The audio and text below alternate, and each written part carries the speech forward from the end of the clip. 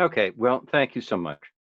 It's really weird and fun being here in an odd way. All my colleagues from college are still teaching their classes using Zoom, so I get a sense of what this is like. Well, this story is really from my college experience too. Um, I was about ready to start my junior year at Indiana University, and to an Pennsylvania audience, I always have to say Indiana University of Indiana in Bloomington. And my roommate and I have arranged an off-campus apartment. Well, this is a real coup, even though it's more or less a shack. But we're really looking forward to doing that. So that's like luck part, right? Except the weekend before school's supposed to start, I'm at a party in my hometown with an old friend of mine, and we get starting to do that kind of macho thing the guys sometimes do, where they're sort of threaten each other. They don't really mean it, but then it escalates. And then we're out in his front yard, and he has his foot on my foot, and either pushes me or I trip and I go backwards and twist, like the sound of a twig twisting. It was like not a pleasant noise. So I was like screaming and hurting really badly. So everyone's like huddled around me. Are you okay? Are you okay? And I am. I got a really bad sprained ankle, right? So I go home and struggle through, packing for school, getting to school, getting in the new apartment. My roommate's helping me out a lot, but I'm dreading going to registration. Now, in that time, we're talking the 1970s. Registration is at the field house. You have to go table to table and get like a punched card for the class. Like this huge ordeal. It's like there's like no way. I need crutches or a wheelchair or something. So I hobble down to Third Street, stick out my thumb, and hit to the health center. Okay, they'll do something for me, right? Well, it takes forever at the health center. But the guy in the white coat finally comes out to the waiting room. I stand up to, talk to him. He looks X-ray and looks at me and looks at my foot and says, "You really shouldn't be standing on that. I have a sparrow fracture of the left tibia, and they're going to keep me overnight and reduce the swelling and then put me in a cast for the next day." I don't know how I got through registration. I don't remember that. I think they did something and got me all my classes. I had great classes. But in Bloomington, Indiana University of Indiana, they have a 15-minute break between classes. Why? Because it's a long way between a lot of the classes. And I'm going between classes on crutches and a big cast on my left leg. So I arrive in almost every single class sweaty, out of breath, and 10 minutes late. And what I learned from that is, well, I understood one of the best definitions of schizophrenia is like when you show up to a class late and you don't know what the heck is going on. Schizophrenia is like you feel like that all the time.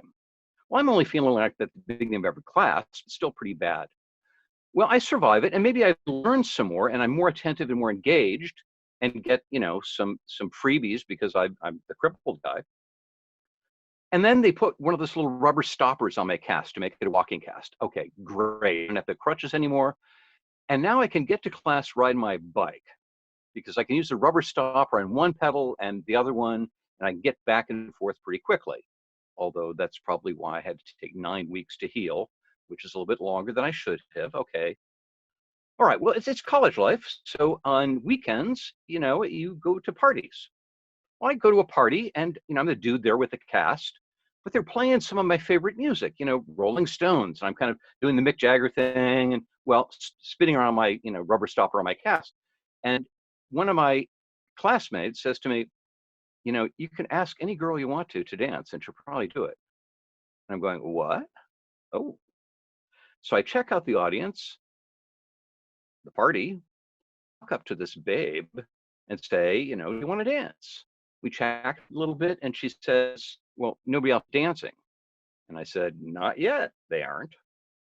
Well, we get up and we're boogieing to the Stones and, having a great time, and other people come in and start dancing. Well, this happens a couple of times. And then I start getting invited to a lot more parties. And imagine if you bring in this guy in a cast and he starts dancing before everybody else does. I mean, it's like you shame everyone at the party into dancing. So I was like a campus hero in some ways. It's a big campus, so minor hero. But I walk across campus and people would say, "Hey, Boogie John, how you doing? Hey, it's Boogie John. How is he?" Which was nice. I became Boogie John. But the real lesson of that was at a party, I could go and walk up and talk to about anyone I wanted to. attractive woman, interesting dude, what have it was okay to do that, that I could get away with that. That was pretty amazing. It changed my life because even after the cast was off, I was still Boogie John, and people still knew the story of me getting parties started with the cast on. So that was okay. That was who I became. End of the story. I got to use that the rest of my life, including recently the first date with the woman who became my wife. One of the first things we did was to move the coffee table and dance in my living room. We got a band to play at our wedding that a friend got to play at his wedding. We danced to AC/DC at the Village. And on Valentine's Day this year, we were dancing to the DJ Dance Club at Telus 360, where you can probably see me sometimes.